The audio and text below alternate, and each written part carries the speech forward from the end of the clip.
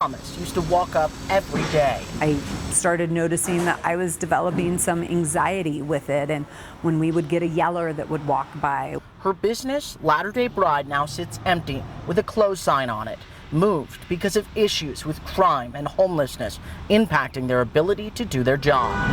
We had something happen, sometimes weekly, sometimes we'd get 3 months. It wasn't a matter of if it would happen again, it was when will it happen again.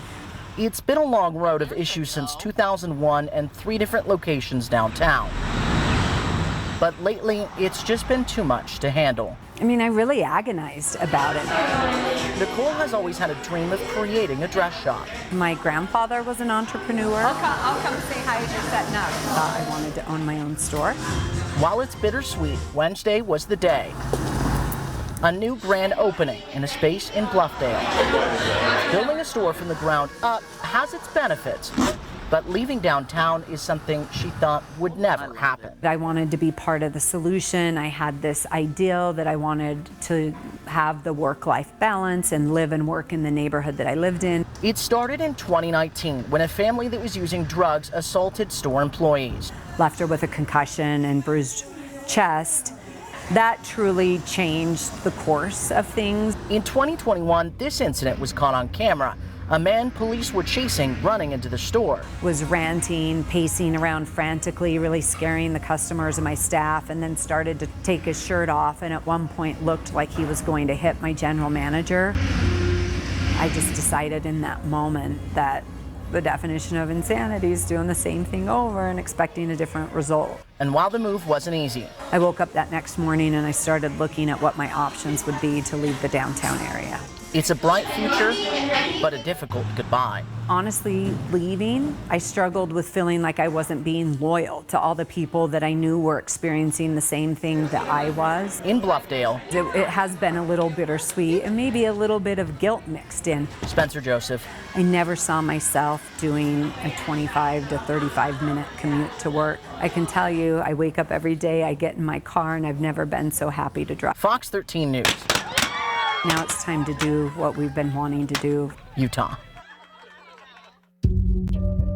There's kids walking around, and I don't like it. If your child were walking home from school in front of that house, how would that make anyone feel? Probably pretty angry. Tonight, Fox 13 News investigates convicted sex offenders living together in Utah. The state says typically they're not allowed to share an address, but they do make exceptions. Fox 13 News investigative reporter Adam Herbets joins us live now in studio with a preview of tonight's special report. Adam. Yeah, Kelly, this all started with an email we received from someone wanting to know why they have 14 registered sex offenders all living in the same single-family residence on their street. This is on Catherine Street in Rose Park, close to multiple schools and multiple parks. We thought that email posed a legitimate question, so we asked the Utah Department of Corrections, is this allowed? The answer we received is typically no. Sex offenders on parole are allowed to live next to parks and schools, but they are not allowed to associate with other felons, which means they should not have 13 felon roommates unless they get permission from their parole agent for good behavior. In this case, they made 14 individual exceptions. It's case by case, and there are times when we decline those requests. But as a supervisor, you have no way of knowing whether your agents are approving these in 90% of cases or 10% of cases. We would need to look at the specific cases to see. Well, I bet that if head guy of AP&P lived 3 doors down from that house, his opinion would likely change. It said there are pros and cons when registered sex offenders live together, and that given that there were 14 of them, this is probably more of a Salt Lake City code enforcement issue.